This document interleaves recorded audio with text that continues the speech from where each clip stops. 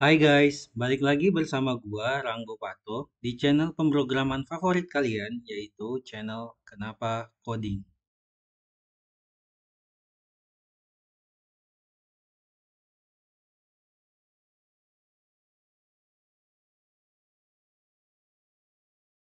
Nah, salah satu fitur baru ya yang diperkenalkan juga di React 19 itu ada namanya use gitu ya. Jadi use ini sendiri adalah hook baru ya, nantinya akan digunakan untuk menangani promise ya. Nah, jadi hook ini memungkinkan pemanggilan data secara langsung ya dalam function komponen. Jadi kalau misalkan teman-teman pengen melakukan data fetching ya, data fetching teman-teman sudah tidak perlu lagi terlalu bergantung dengan penggunaan dari use effect ya. Kalau sebelumnya, kalau misalkan kita data fetching secara manual, kita bakal pakai use effect kayak gitu ya. Nah, sekarang kita bisa pakai yang namanya use ini, seperti itu. Nah, kalau misalkan teman-teman lihat nanti waktu kita cobain ya, itu penggunaan use ini juga lebih gampang ya. Dan dari segi boilerplate atau kode yang kita bikin ya, itu juga jauh lebih sederhana seperti itu. Nah, selain itu, use ini juga dapat nantinya digunakan sebagai pengganti dari use context dalam konteks API ya. Jadi kalau misalkan teman-teman bikin state global pakai konteks API gitu ya. Nah, teman-teman waktu panggil ya, panggil datanya atau panggil state globalnya itu nggak perlu pakai use context lagi. Bisa pakai use ini juga kayak gitu. Nah, jadi ini adalah hook baru yang diperkenalkan di React 19 ya. Nah, sekarang langsung aja ya, kita coba dia di text editor atau VS Code kita.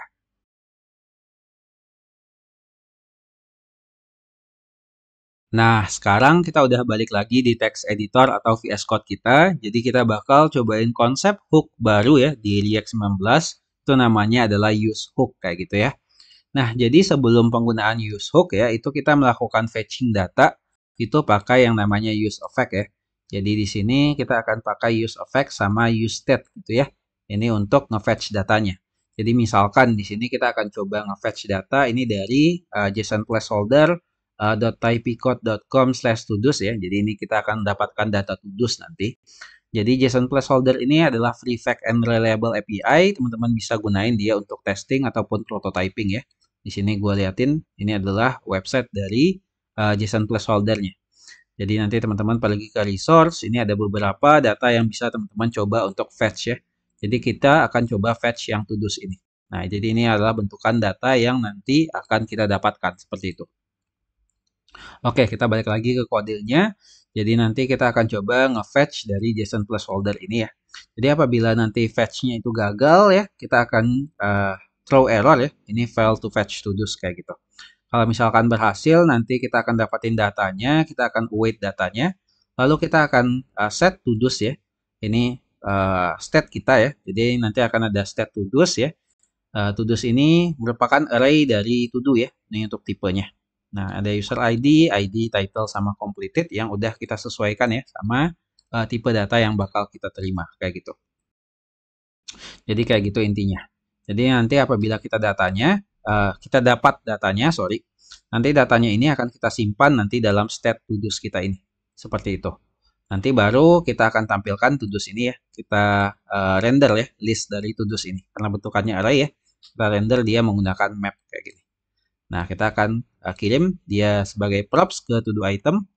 Nanti to do itemnya akan menampilkan dari to do.title-nya. Kira-kira seperti itu. Nah, di awal kita juga akan nge-set dari loadingnya juga ya. Loadingnya itu kalau misalkan teman-teman nge-fetch data, tentu fetching datanya itu nggak langsung dapat gitu ya.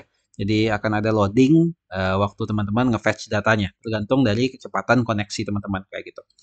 Nah, jadi di sini kita akan nge-handle dari loadingnya juga kayak gitu ya. Jadi kalau misalkan terjadi error, kita akan throw error. Kalau data kita dapat datanya, kita simpan dari state to do-nya. Lalu nanti kita akan nge-catch ya kalau misalkan terjadi error ya.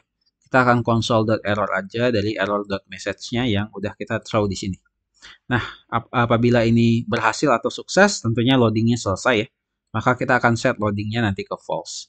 Nah, kita jalankan function fetch to do yang kita bikin ini ya, di dalam use effect-nya ini ya. Seperti itu. Lalu di sini kita akan running ya. Dia itu dependensinya array kosong kayak gitu ya. Jadi ini dipanggil di awal aja gitu ya. Di waktu komponennya ini di mount kayak gitu. Nah, jadi ini biasanya kita nge-fetch data kayak gini ya. Jadi dengan konsep dari use effect dan dibantu dengan use state. Nah, teman-teman bisa lihat ya di sini dari boilerplate-nya atau kode yang kita gunakan ya. Ini cukup panjang kayak gitu ya. Nah, ini cukup panjang. Jadi ini sebenarnya ini nggak bagus ya. Apabila misalkan ya di dalam patch teman-teman ya, ini udah gue running ya dari projectnya. Nah, kalau misalkan sekarang ya oke ya, kita kan cuma nampilkan to do ya. Kalau misalkan dalam aplikasi sesungguhnya ya, itu teman-teman nggak nge-fetch data dari satu endpoint doang ya. Jadi mungkin bisa dari dua endpoint gitu ya, tiga endpoint gitu ya. Misal di sini di fetch data, di sini fetch data, sini fetch data, di sini juga fetch data kayak gitu. Bisa jadi kayak gitu. Nah, kan kalau misalkan eh case-nya kayak gitu, tentunya nanti dari boilerplate-nya ini makin tambah panjang ya. Jadi nggak bagus. Nah, makanya di React 19 diperkenalkan yang namanya use ya. Jadi ada state baru yang namanya use. Oke, sekarang kita coba ya untuk pemakaiannya. Jadi ini akan gue copy ya. Jadi ini biar teman-teman lihat ini yang sebelum kita pakai use. Jadi sekarang kita akan bikin komponen baru mungkin namanya to do list juga gitu ya. Nah, ini akan kita paste yang tadi. Nah, tapi sekarang kita akan ganti penggunaan dari use effect-nya ini sama use state-nya. Kita akan hapus ya, kita akan menggantikannya dengan penggunaan dari use kayak gitu. Untuk app.tsx-nya ini sendiri kita nggak akan nampilkan to-do list dari use effect ya, tapi to-do list dari yang to-do list ini. Seperti itu ya. Nah, dari penggunaan yang ini. Oke. Jadi kita nggak bakal pakai use effect sama use state, kita akan pakai yang namanya use. Nah, sekarang karena ini versionnya masih release candidate ya, kadang-kadang kita akan dapetin error module React has no exported member use ini ya. Padahal sebenarnya ini udah ada ya. Jadi ini bisa aja dipakai langsung ya. Cuman sekarang ya karena ini aja ya. Halo teman-teman semuanya, maaf kalau misalkan gue mengganggu proses pembelajarannya ya. Jadi di sini gue pengen ngasih tahu ya, tadi itu gue lupa masukkan sedikit referensi ya untuk TypeScript kita ya, karena kita pakai React 19, tapi kita pakai TypeScript gitu ya, atau menggunakan TypeScript di React 19 ini. Jadi untuk konfigurasinya di sini kita akan perlu menambahkan ya di feed -env.d.ts ya, agar error ini hilang ya, agar modul React has no exported member ini hilang errornya, kita akan perlu menambahkan reference ya di sini. Nah, jadi reference yang bakal kita tambahkan itu adalah untuk types-nya itu React /experimental sama React -dom /experimental. Jadi sekarang kalau misalkan ini kita save sekarang ya, untuk error ini akan jadi hilang kayak gitu ya. Nah, seperti itu. Kalau misalkan teman-teman menemukan error yang sama, teman-teman pastikan ya, tambahkan ini ya. Nah, seperti ini ya. Nah, hal ini karena ya seperti yang gue jelaskan sebelumnya, itu React 19 itu masih rilis kandidat ya. Jadi untuk pakainya itu ada beberapa setup yang perlu kita perhatikan gitu ya. Nah, kebetulan tadi gue lupa untuk memperhatikan hal-hal seperti ini. Oke, nah mungkin sekian ya, teman-teman bisa lanjutkan pembelajarannya. Nah, terus di dalam sini gue bakal liatin ke teman-teman, asalkan teman-teman React-nya itu udah version 19 ini harusnya aman, kayak gitu. Jadi ini errornya bisa diabaikan aja ya untuk sekarang karena kita coba ya ini. Jadi kita main-main aja ya, nyobain gitu ya. Karena dia belum full release juga. Oke, jadi karena use state sama use effect tadi kita hapus, jadi ini kita nggak butuh lagi ya. Nah ini kita juga nggak butuh dari use effect-nya. Tapi ini akan gue copy untuk function asynchronous fetch to do ini.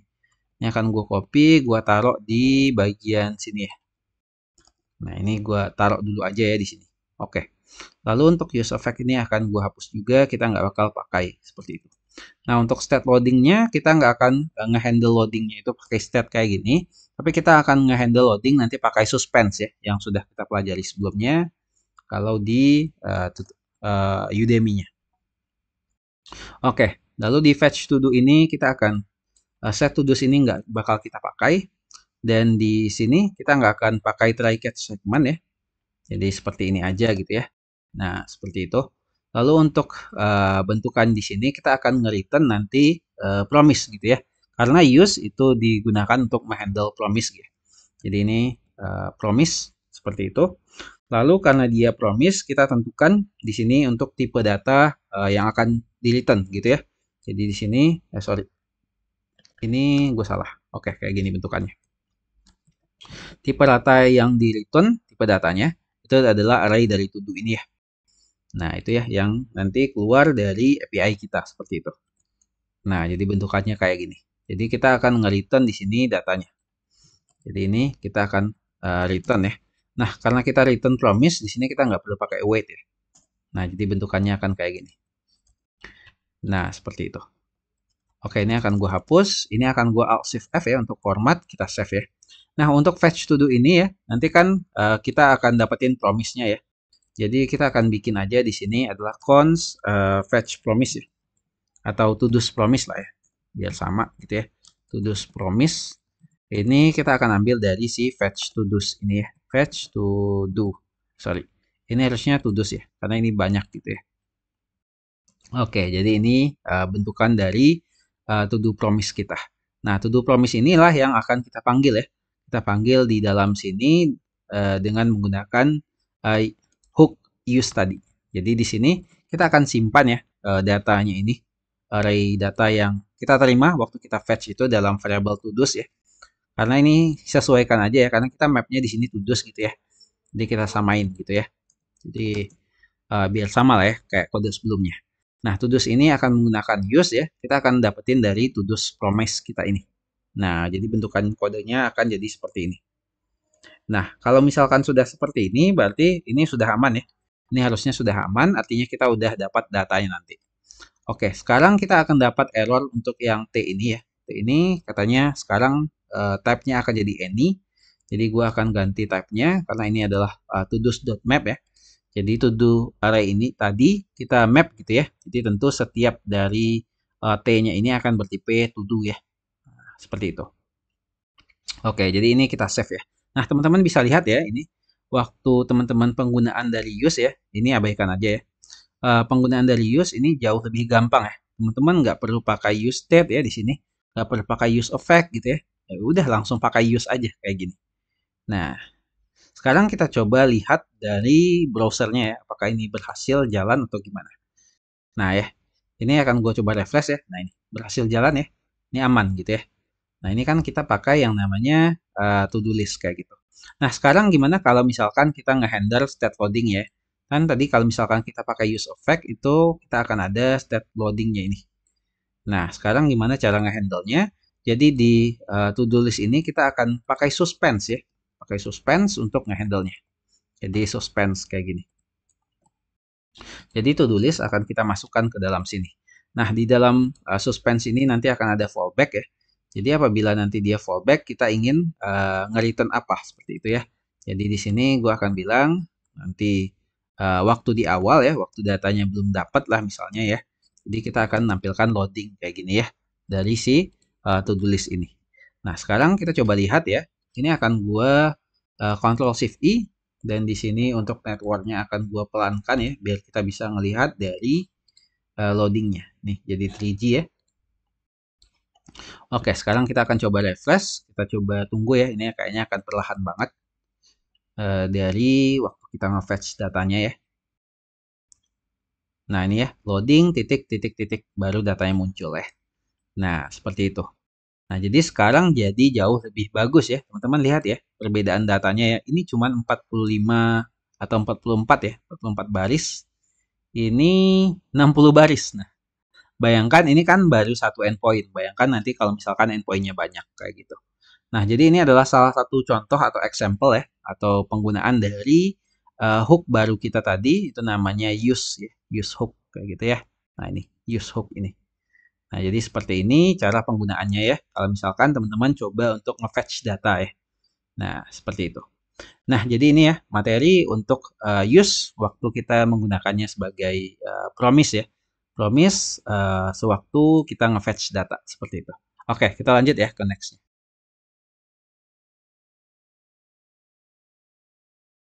Nah, sekarang kita bakal cobain konsep dari use hook tadi ya. Tapi sekarang kita cobain dia menggunakan konteks ya.